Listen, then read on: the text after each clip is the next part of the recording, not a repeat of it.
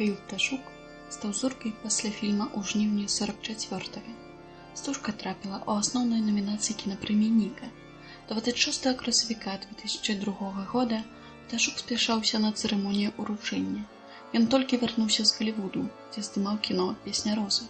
Па дарозе на цырымонію Міхаіл Пташук загінуў у аўтакатастрофе.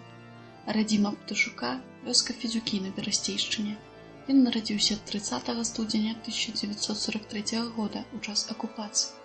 Але хата Пташукоў захавалася. Пра яе Міхаіл Пташук пісаў у дзённіку.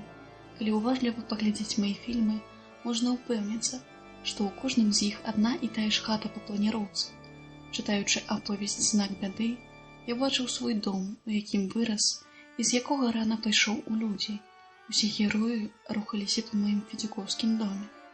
Калі хлопец паехаў у Маскву паступаць у тэатральную вучэльню імя Шчукіна, доўгі час ад яго не было лістоў.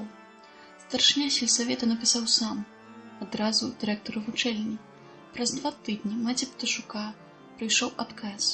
«Добры сын у вас, Мар'я Сергеевна». Тут ужо вяскоўцы кінуліся дапамагаць Мішу. Скідваліся па рублю і адпраўлялі грошы. Акрамя шчукінскай вучэльні, Міхаіл Пташук скончыў вышэйшыя рэжысёрскія курсы дзяржкіно ў майстэрні Георгія Данелі. Паступаючы на курсы, Пташук вытрымаў конкурс «60 чалавек на месца». Яго дыпломная работа «Фільм пра Віцю, пра Машу і марскую пехоту» атрымала гран-пры на кінафестывалі ў Барселоне. Летом 1974 года Пташук прыйшоў на Беларусьфільм. Тут у яго з'явіўся сябар, сцэнарыст Уладзімір Халіп.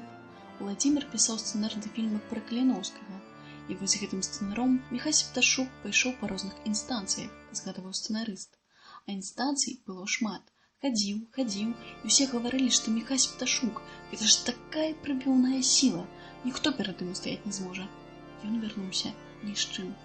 Шмат яшчэ іншых тэмаў, з якімі ён таксама прыбіваўся да экрану, і якія сапраўды зрабілі б з яго вялікага беларускага майстра. Яму гэтыя фільмы рабіць не дазвалялі.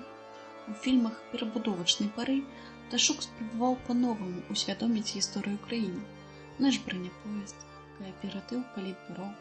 Але самыя важныя свае праекты рэжысёр так і не здолеў ажыццявіць. Ён не зняў стужку «Вітаўт» па сцэнарыі Алексея Дударова. Неспраўджаным застаўся фільм пра ваеннае дзяцінства, пра тое, як акупаванае насельніцтва было між розных палюсоў паміж немцамі і анкаусам. Сцэнарыі для многіх сваіх стужак Міхаіл Пташук знаходзіў у беларускай літаратуры, прычым у творах прыкметных. Гэта «Чорны замак Альшанскі» Уладзіміра Караткевіча, сцэнарый да экранізацыі пісаў сам Караткевіч, «Вазьму твой боль» Івана Шамякіна, а галоўнае «Знак бяды» Васіля Быкава. «Знак бяды» стаў для Пташака сур'ёзным іспытам. Поўным ходам ішла перабудова. Пташук скончыў працу над фільмам, звазіў яго ў Белград, і толькі пасля гэтага рэжысёра выклікалі ў аддзел культуры ЦК партыі. Сказалі, сцэну раскулачвання трэба скараціць. Не спадабаўся маналог Сцепаніды пра савецкую ўладу. Пташук адмовіўся. Яго папярэдзілі, гэта канец кар'еры. Знойдуцца іншыя, згодныя на кампрамісы. Але ж мы не хочам вас губляць. Вы такі таленавіты. Ну і гэтак далей. На адну з такіх размоваў запрасілі Васіля Быкава, але Пташук стаяў на сваім. У выніку стужка трапіла на палічку забыцця. Дапамог шчаслівы і ў нечым парадаксальны выпадак. Фільм паглядзеў Мікалай Гарбачоў і сказаў, што гэта ўзор новага мыслення. Фільм вярнуўся да жыцця.